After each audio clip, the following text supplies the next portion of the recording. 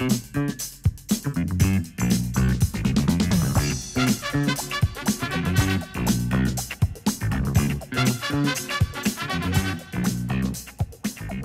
back to the Best Wines Online Tasting Room. I'm Kyle Meyer, and with me is a longtime friend, Dean Hewitson. Dean. Well, I was going to introduce you, but you did such a hell of a job yourself. Okay, Dean's going to take over the rest of the spot, and I'm just going to hang out here and have a drink. And no, just kidding.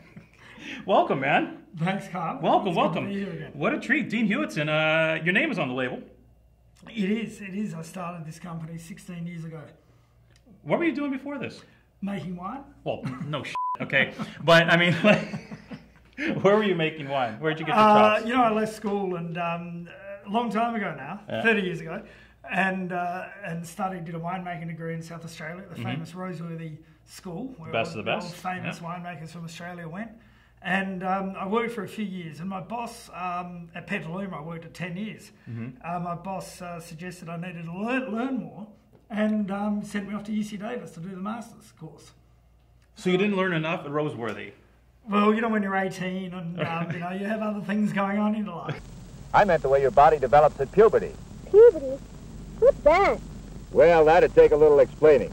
Maybe later, huh? So, and it was probably the best thing I did, actually, was go to Davis. I was about 24, 25, more mature, slightly more mature, and was pretty focused. And we had a great class and a great group of people from all around the world. And, you know, we would not only discuss our coursework, but we would sit around on Fridays and Saturday nights and drink great wine from all around the world. And I just got to learn so much. We got some perspective. I got a huge perspective. You didn't have a house palate when all was said and done. When I came back to Australia, my palate was on fire. Right. Absolutely. So you came back and you got a respectable job, started making wine, and then you started learning even more, particularly on the vineyard side of things. How did you? Because this all came about because of your voluminous knowledge of many of the top vineyards in South Australia.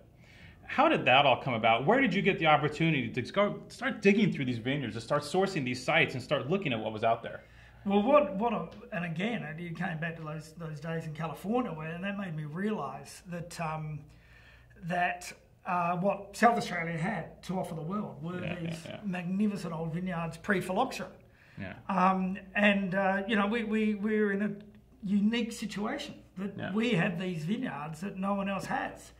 And I wouldn't have realised that if I wasn't in California, I think.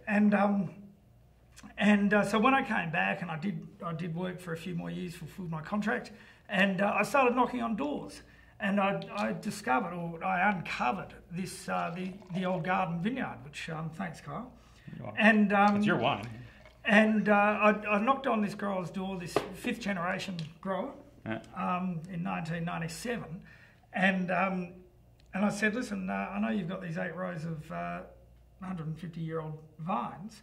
How about if I buy them from you, make wine? And he looked at me and, you know, who was this guy? All this sort of stuff.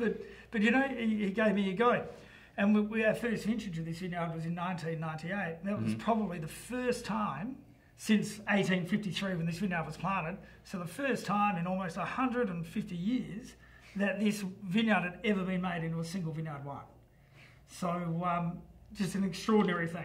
Well, let's talk about this vineyard because, you know, even folks that are like in the know of Australian wine, that follow Australian wine, they know that some of the oldest Grenache in the world is in South Australia, right? Yes, it is. They know that some of the oldest, if not the oldest, Shiraz or Syrah is in South Australia, correct? Yeah, yes, it is. But I don't know if a whole lot of people knew that the oldest Mourvedre in the world was in South Australia. Yeah, and it is in the Barossa Valley. So the Barossa Valley, I think, also has the oldest Cabernet with the Penfolds Block 42. And we have the oldest Semillon in the world also. So, and this is all in the Barossa Valley, just floating around. So when you knocked on her door, where the grapes for this wine were just going into some miscellaneous blend or something? For 100 years, they would have been made in a port, put into a boat and shipped back to England. Yeah. And then, of course, the red wine boom happened in the 60s. This wine would have found its way into some table wine making, but of course blended away.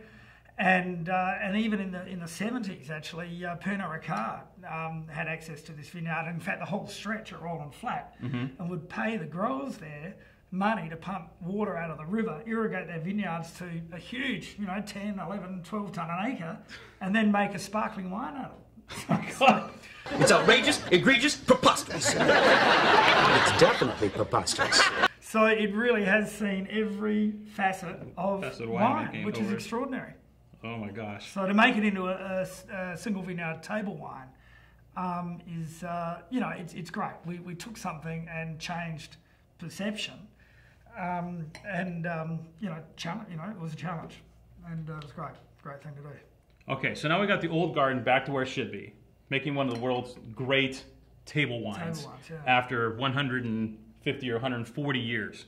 Now, from there, I see this family tree starting. I see the tendrils emanating out from the old garden. First with Baby Bush. Talk to me about Baby Bush. Okay, so when we took hold of the old garden, we immediately took cuttings and selection masala, a field selection from the old garden. Mm-hmm. And these little cuttings like this, and we had a vacant field nearby, and we planted these in that field and grew up these little Baby Bush vines, which obviously have the pedigree, the DNA and the pedigree of the old garden. And in fact, we did that to add more of a Mourvèdre component to Miss Harry. Uh-huh.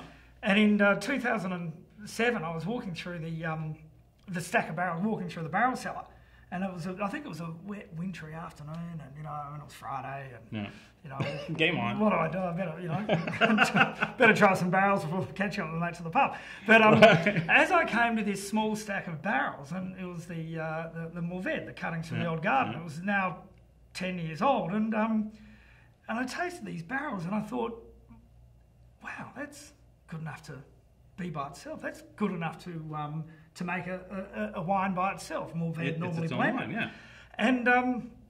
And then it dawned on me in my travels around the world that all the great winemakers that I'd met had always said to me that a vineyard needs to be 10 years old before that generally happens. Mm-hmm. And I thought, well, this is 10 years old. This has to now become its own wine. And hence Baby Bush was born. Babies from the old garden. Mm-hmm. And what was the first vintage of Baby Bush? The first vintage was the 2006 vintage. So that was 07 when I tasted the 06 after a year in barrel. Mm. So basically, just in the 5 years, have you seen this, or 6 years, have you seen this wine develop even more year after year as these vines increase in age? Yeah, it has. And we've actually taken more selections Marseille and planted out more Baby Bush vineyards. And it's interesting that, they come along and you get to that 10-year hit. Ding! And all of a sudden, it's the quality just...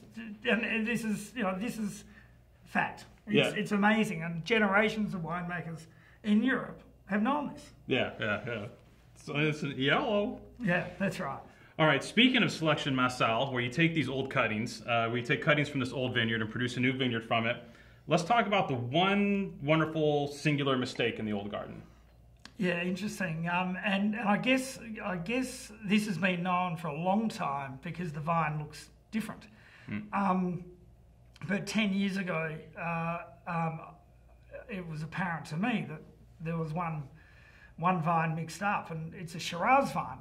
When you look at this vine in its naked winter time, without leaves, in fact, it habitually grows completely different. Mourvèdre grows quite upright, and Shiraz or Syrah actually droops, and hence that's why Syrah is staked or trellised, and Mourvèdre doesn't have to be. So we actually took this to a nursery, and we had it genetically tested. It is Shiraz, and the vine, it's in the middle of this vineyard. It's not as if it's on one end and was planted purposefully. It wasn't. It was genuinely mixed up. And we are assuming it's 161 years old, the same age as the old garden. I mean, it looks the same. And anyway, what we did, rather than harvest the fruit, we started to harvest the buds. And now our winery, we have a whole vineyard just under a hectare, which is completely all from this one mother vine, Shiraz. So we've resurrected through that process. We've resurrected this ancient pre-phylloxera clone. Right. Which has its own flavour, own DNA, own unique tannin profile. It's fantastic. I was going to say, it's kind of its own gig, right? It is. It's and to think that the old garden has sort of now produced 3 wines, and they're all so different, is but all from the same, all from the same genesis. Well, I've been waiting here so long. What's the future for this vineyard? It's 160 years old, still cranking, and what do you think? I think if a vineyard was all Shiraz, it probably wouldn't be here. And the reason I say that is this one mother vine actually has a bit of Yidaba. It's not as healthy as all the other Mourvèdre. Mm-hmm. I'm sure a few of the Mourvèdre vines have died. The other thing is that exact location where the vineyard is. It's on 6 feet of sand over limestone, but it's quite down in the valley, and it's quite cool. And that's not the best exposition for Shiraz. I think there's it would suffer from botrytis, but with the Mourvèdre being quite tough-skinned, it rides through that. So this whole position, this exact location of sand, climate, slope, limestone underneath, drainage, and Mourvèdre as the variety means that this is why it's there. It's like the perfect storm. It's changing one of those things would mean the whole thing might not thrown be off kilter. there. Yeah. So that's when we talk about terroir. That's an unbelievable story of an Australian terroir, which is great, and that's an important thing. Where to from here? On 6 feet of sand. That's the reason for its survival, I'm sure. The drainage, the health of these vineyards, it remains dry.